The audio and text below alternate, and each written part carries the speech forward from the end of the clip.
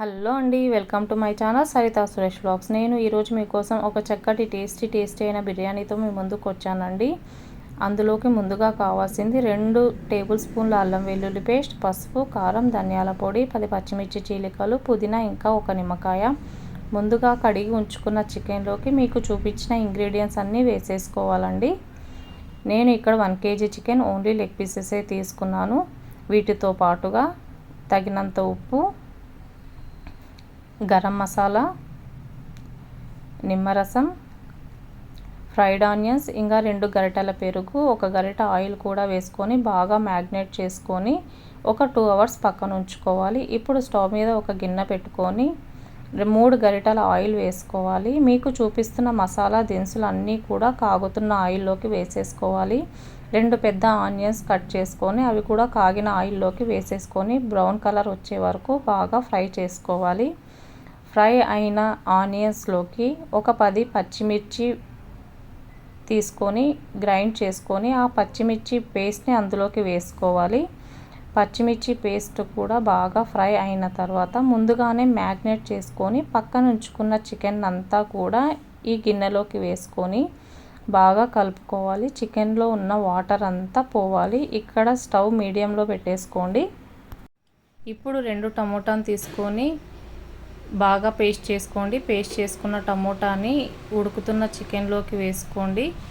వేసుకున్న తర్వాత బాగా కలిపి లిడ్ పెట్టేసేయండి. మూత పెట్టిన తర్వాత చికెన్లో ఉన్న వాటర్ అంతా పోయి ఆయిల్ పైకి రావాలి. అంతవరకు మనం కుక్ చేసుకోవాలి. చూడండి, ఇక్కడ ఆయిల్ అంతా పైకి వచ్చేసింది. ఇప్పుడు ఇక్కడ చికెన్ ఉడకడానికి కావాల్సినన్ని వాటర్ వేసుకోవాలి. ఇప్పుడు పక్కన ఇంకొక స్టవ్ మీద రైస్ పెట్టుకోండి. దాంట్లోకి ఉప్పు, ఇందాక చూపించిన మసాలా దినుసులన్నీ కూడా వేసుకొని హాఫ్ కుక్ అయ్యే వరకు కుక్ చేసుకోండి రైస్ని. ఇప్పుడు ఇక్కడ చికెన్ అంతా కూడా కుక్ అయిందండి. ఇందులోకి బిర్యానీ మసాలా వేసుకొని వాటర్ అంతా పోయే వరకు ఇలా కుక్ చేసుకోవాలి. ఇప్పుడు 50% కుక్ అయిన రైస్ని మనం చికెన్లోకి లేయర్స్గా వేసుకోవాలి. నేను ఇక్కడ కొద్దిగా చికెన్ తీసుకొని ముందుగానే పక్కన ఉంచుకున్నాను. ఇప్పుడు చికెన్ పైన రైస్ని లేయర్స్గా వేసుకోవాలి. ఇలా పరుచుకున్న రైస్ మీద పుదీనా, కొత్తిమీర, ఫ్రైడ్ ఆనియన్స్, ఇంకా 1 టేబుల్ స్పూన్ నెయ్యి కూడా వేసుకోండి. వేసుకున్న తర్వాత పక్కనున్న చికెన్ని ఇంకొక లేయర్గా రైస్ మీద వేసేసుకోండి. వేసుకున్న తర్వాత మిగిలిన రైస్ అంతా కూడా దానిపైన వేసుకోండి.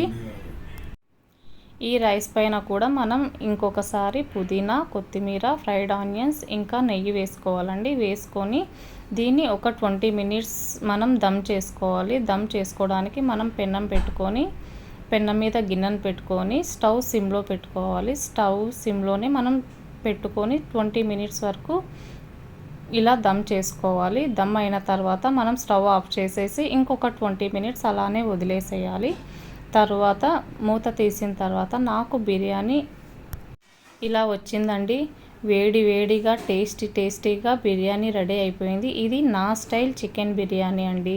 మీరు మీ స్టైల్లో చికెన్ బిర్యానీ ఎలా చేస్తారో రండి కామెంట్ చేయండి. Please like, share and subscribe.